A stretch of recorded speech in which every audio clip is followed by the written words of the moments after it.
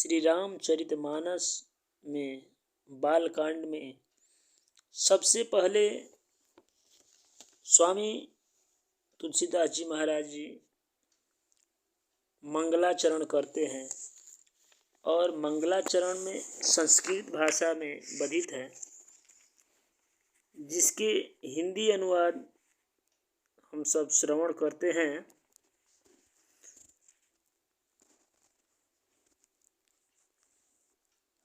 वर्णानामर्थसंघानां रसानां छन्दसामपि मंगलानां च कर्तारौ वन्दे वाणी विनायको।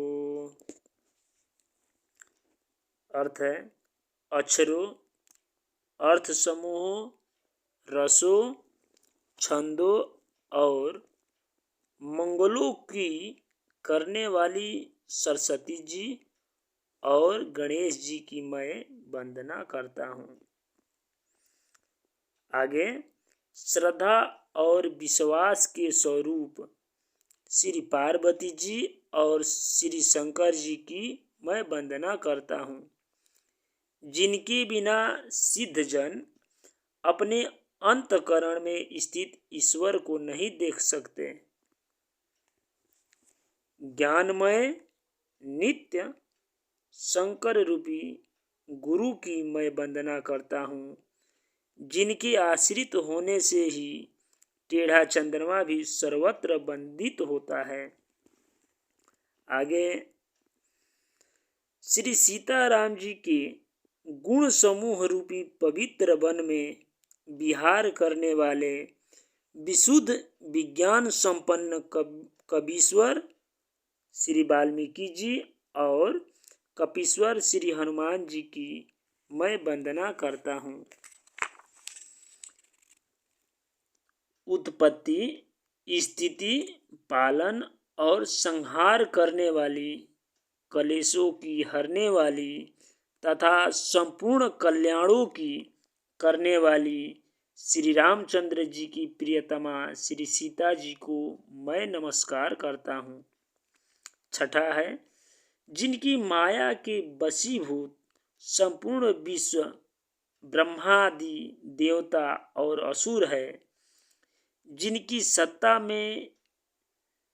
सत्ता से रस्सी में सर्प के भ्रम की भांति यह सारा दृश्य जगत सत्य ही प्रतीत होता है और जिनके केवल चरण ही भवसागर से तरने की इच्छा वालों के लिए एकमात्र नौका है।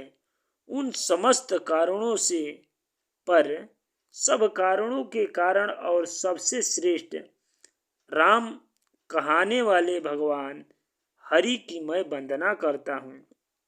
सतवा है अनेक पुराण, वेद और शास्त्र से सम्मत तथा जो रामायण में वर्णित है और कुछ अन्यत्र से भी उपलब्ध श्री रघुनाथ जी की कथा को तुलसीदास जी महाराज अपने अंतकरण के सुख के लिए अत्यंत मनोहर भाषा रचना में विस्तृत करता है।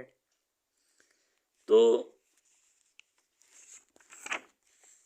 बालकांड में 7 श्लोक दिए हैं। गुरु मंगलाचरण के बाद अब गुरु जी वंदना करते हैं, जिन्हें स्मरण करने से सब कार्य सिद्ध होते हैं, जो गणों के स्वामी और सुंदर हाथी के मुख वाले हैं, वे ही बुद्धि के राशि और शुभ गणों के धाम। श्री गणेश जी मुझ पर कृपा करें, जिनकी कृपा से गूंगा बहुत सुंदर बोलने वाला हो जाता है और लंगड़ा लूल्हा दुर्गम पहाड़ पर चढ़ जाता है। वे कलयुग के सब पापों को जला डालने वाले दयालु भगवान मुझ पर द्रवित हो और दया करे। जो नील कमल के समान श्याम वर्ण है, पूर्ण खिले हुए लाल कमल के समान जिनके नेत्र हैं और जो सदा क्षीर सागर में शयन करते हैं, वे भगवान नारायण मेरे हृदय में निवास करें। जिनका कुंद के पुष्प और चंद्रमा के समान गौर शरीर है, जो पार्वती जी के प्रियतम और दया के धाम हैं, और जिनका दिनों पर स्नेह है, वे कामदेव का मर्दन करने वाले शंकर जी मुझ पर कृपा करें। मैं उन गुरु महाराज के चरण कमल की वंदना करता हूँ, जो कृपा के समुद्र और नर रूप में श्री हरि ही है, और जिनके वचन महामोह रूपी घने अंधकार को नाश करने के लिए सूर्य किरणों के समूह है। मैं गुरु महाराज के चरण कमलों की रज की वंदना करता हूँ, जो सुरुचि यानी सुंदर स्वाद, सुगंध तथा अनुराग रूपी रस से पूर्ण है। वह अमर मूल यानी कि संजीवनी जड़ी का सुंदर चूर्ण है, जो संपूर्ण भव रोगों के परिवार को नाश करने वाला है। वह रज सुकृति यानी कि पुण्यवान पुरुष रूपी शिव जी के शरीर पर सुशोभित निर्मल विभूति है, और सुंदर कल्याण और आनंद की जननी है। भक्त के मन रूपी सुंदर दर्पण के मैल को दूर करने वाले और तिलक करने से गुणों के समूह को बस में करने वाली है।